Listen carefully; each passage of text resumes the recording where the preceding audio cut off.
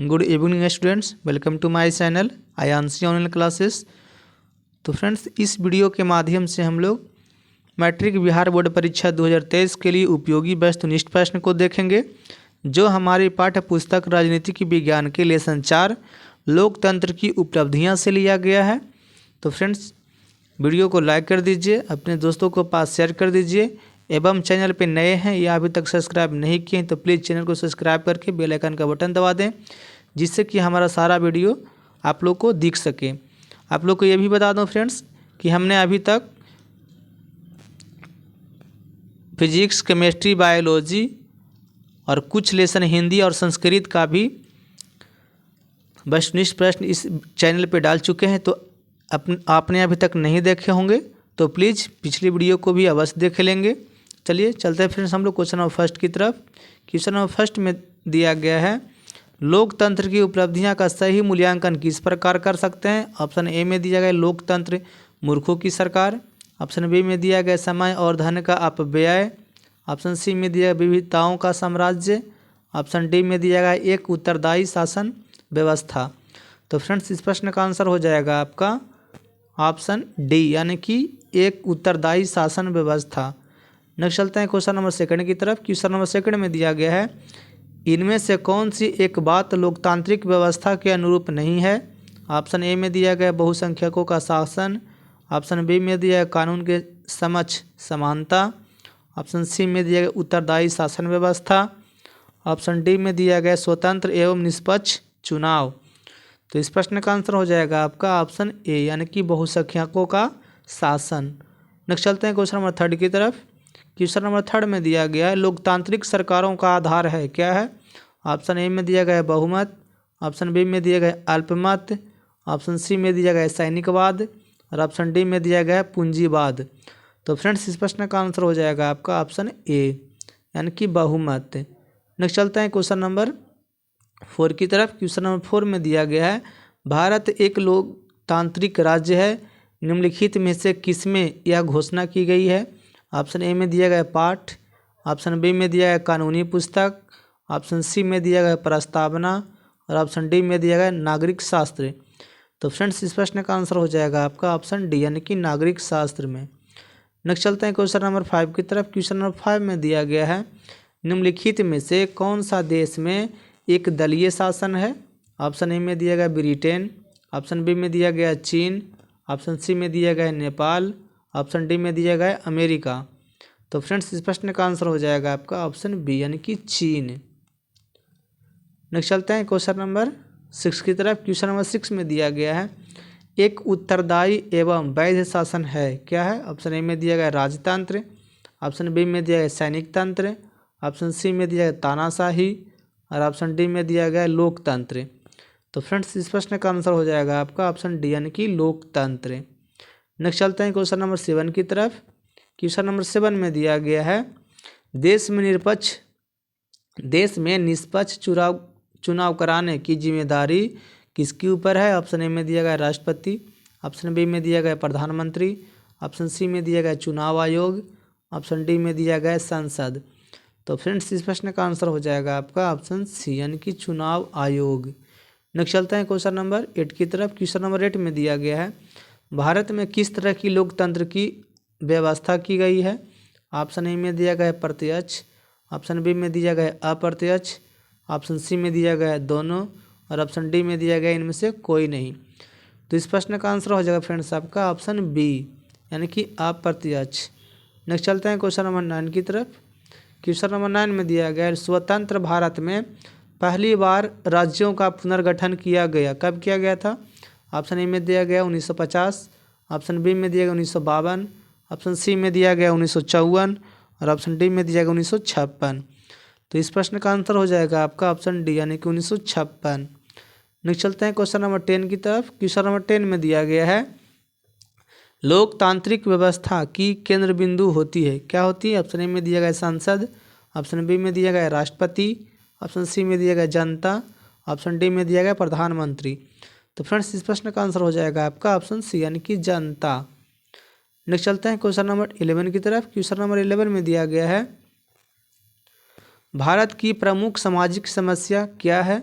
Option A में दिया गया जातिवाद, ऑप्शन बी में दिया गया भाषावाद, ऑप्शन सी में दिया गया संप्रदायवाद और ऑप्शन डी में दिया गया इनमें से सभी। तो फ्रेंड्स इस प्रश्न का आंसर हो जाएगा आपका ऑप्शन डी यानी कि इनमें से सभी। नेक्स्ट चलते हैं क्वेश्चन नंबर 12 की तरफ। क्वेश्चन नंबर 12 में दिया गया है 15वीं लोकसभा का चुनाव कब हुआ था।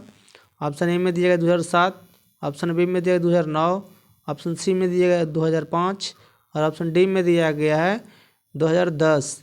तो फ्रेंड्स इस प्रश्न का आंसर हो जाएगा आपका ऑप्शन बी यानी कि 2009।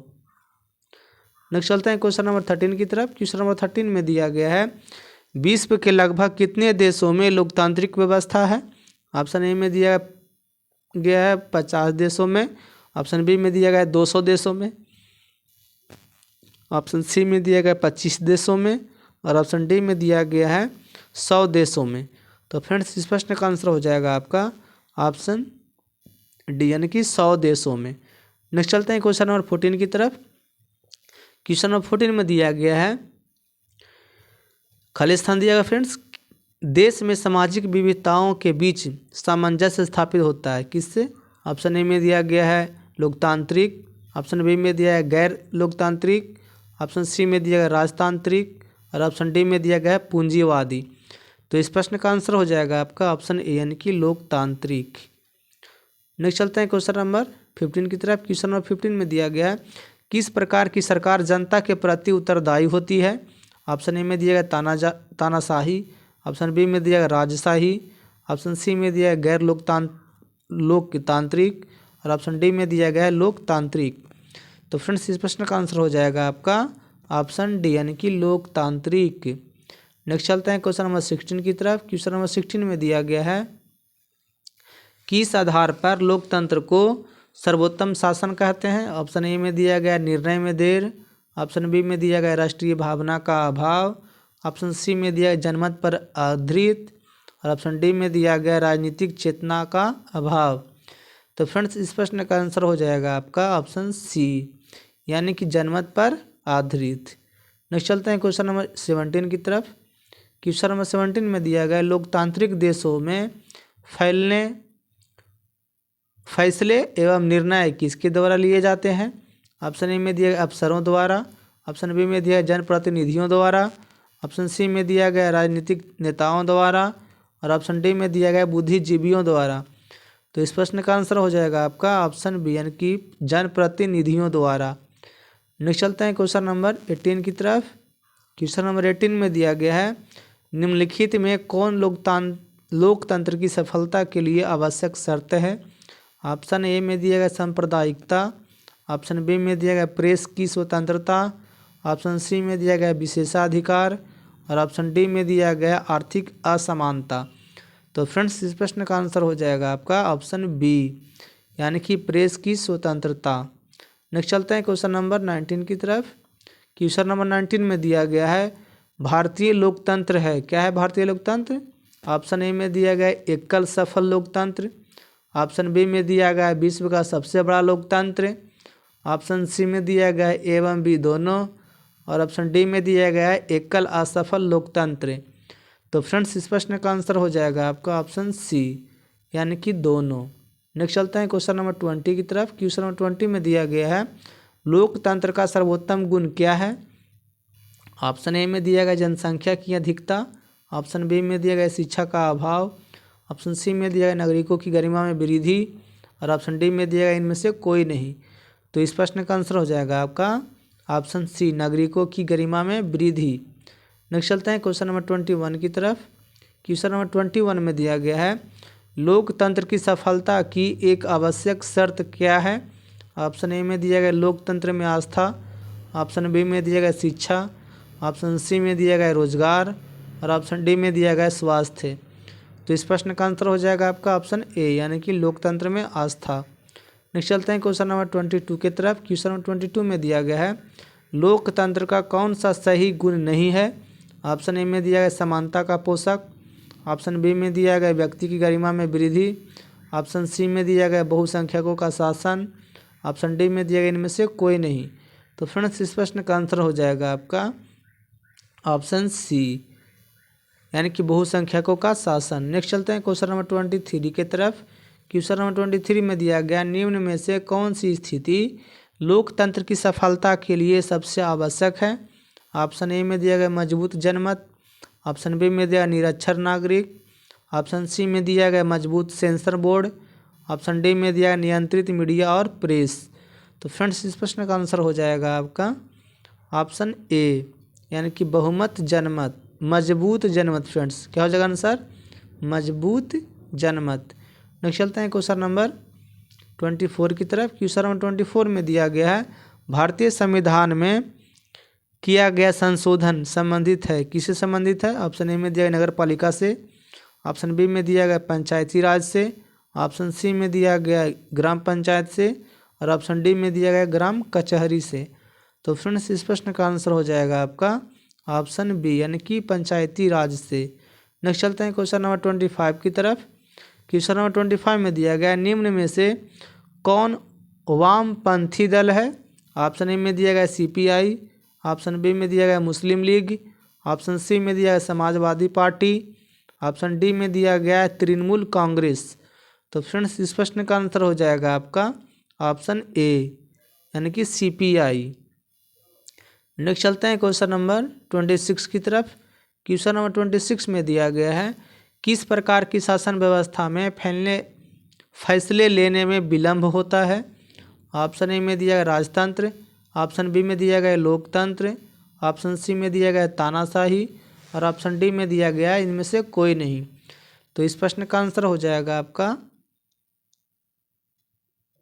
ऑप्शन बी, यानी कि लोकतंत्र। नेक्स्ट चलते हैं क्वेश्चन नंबर 27 की तरफ। क्वेश्चन नंबर 27 में दिया गया है किस बात से स्पष्ट होता है कि बिहार में लोकतंत्र की जड़ें गहरी है। ऑप्शन ए में दिया गया साक्षरता की दर 61.8%, ऑप्शन बी में दिया गया वैशाली का लिच्छवी गणतंत्र, ऑप्शन सी में दिया गया नालंदा का प्राचीन विश्वविद्यालय, ऑप्शन डी में दिया गया इनमें से कोई नहीं। तो इस प्रश्न का आंसर हो जाएगा आपका ऑप्शन सी, यानी कि नालंदा का प्राचीन विश्वविद्यालय। नेक्स्ट चलते हैं क्वेश्चन नंबर 28 की तरफ। क्वेश्चन नंबर 28 में दिया गया है लोकतंत्र के परिणामों का सही आधार है क्या है। ऑप्शन ए में दिया लोकतंत्र मूर्ख की सरकार, ऑप्शन बी में दिया समय और धन का अपव्यय, ऑप्शन सी में दिया विविधताओं का साम्राज्य और ऑप्शन डी में दिया गया एक उत्तरदायी शासन व्यवस्था। तो फ्रेंड्स इस प्रश्न का आंसर हो जाएगा आपका ऑप्शन डी, यानी कि एक उत्तरदायी शासन व्यवस्था। तो फ्रेंड्स इस लेसन में कुल 28 प्रश्न थे। यदि आप लोग को ये वीडियो अच्छा लगा होगा तो लाइक कीजिएगा, अपने दोस्तों के पास शेयर कीजिए एवं चैनल को अभी तक सब्सक्राइब नहीं किया है या चैनल पर नए हैं तो प्लीज़ चैनल को सब्सक्राइब करके बेल आइकन का बटन दबा दें, जिससे कि हमारा पिछले सारे वीडियो आप लोग को दिखेगा और अगली वीडियो जो भी अपलोड करेंगे सीधा आपकी मोबाइल पर पहुंच जाएगी। तो चलिए फ्रेंड्स, आशा है कि आप लोग वीडियो को लाइक कर दिए होंगे। Thank you. जय हिंद, जय भारत।